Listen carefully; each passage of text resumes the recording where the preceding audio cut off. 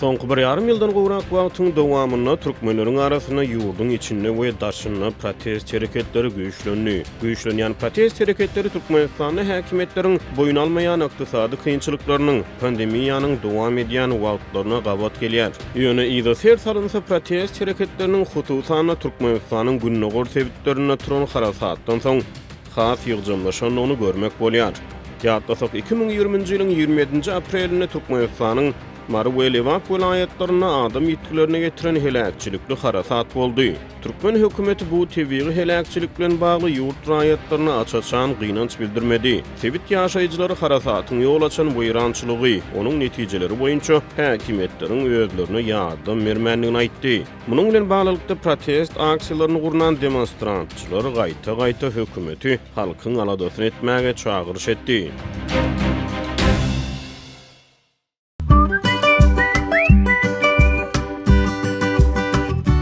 Türkmenistanyň çägine ozal hem gaty seýregen bolsa wagtyly ýurt raýatlar öz akymlaryň protest aksiýalaryny geçirýärdi. Meselem 2014-nji ýylyň awgustyny Aşgabatyň Parahat 7 etrapçysynyň ýaşaýjylary häkimetleriň köp gatly jaýlarda kondisionerleri aýyrmagyna nägilelik bildirip protest geçirdi.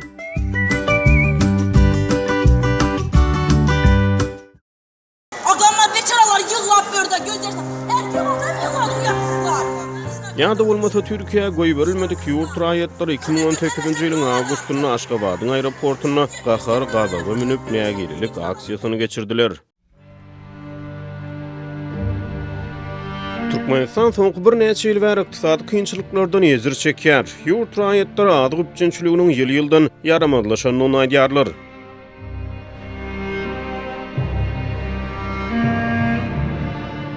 Yerli lukmanlar yurtta koronavirus ýokanjynyň mewjudlygyny aýdýarlar. Türkmen hökümeti bu problemleri erjenlik bilen inkar edýär. Bu ýagdaý beperwaý däl raýatlary herekete geçirdi.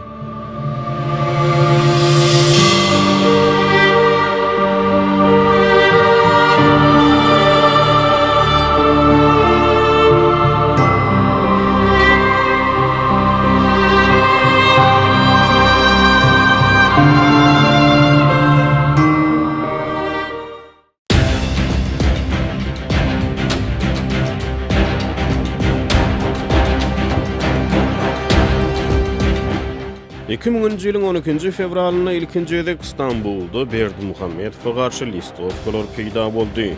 3-nji aprelde ýurt içinde Mary welaýatynyň ilaty adyk etmezçiligine närazylyk bildirip proteste çykdy. 2000-nji ýylyň 27-nji apreline Türkmenistanyň günnägör sebitlerine harasat turdy. Munyň ýygyny 11-nji maýda Demirgazyk Kiprde ýaşaýan türkmenler hökümetiň harasat bilen bagly geleňsizligine garşy protest aksiýasyny geçirdi. Bu protest aksiýasy ýurdun içinde dowam etdi. 13-nji maýda Türkmenabadda adamlar häkimetlere nägilelik bildirip proteste çykdy. 15-nji maýda bu protestler İstanbulda dowam etdi. İstanbulda türkmenler Türkmen hökümetiniň helakçylikli harasatyň pidalaryny kömeksiz galdyrmagyna protest bildirdiler. 20-nji maýda Demirgazyk Kiprdaky türkmenler ýene proteste çykdy. 29-njy maýda türkmenler İstanbuldaky Türkmenistanyň konsullugynyň öňünde protest geçirdi. 14-nji ýylyna Demirgazyk Kiprde Türkmenistanyň hökümetine garşy ýene miting geçirildi. 26-njy ýylyna onlarça Türkmenistanly Türkmen hökümetine garşy bu sapar İstanbulda ýene bir miting geçirdi.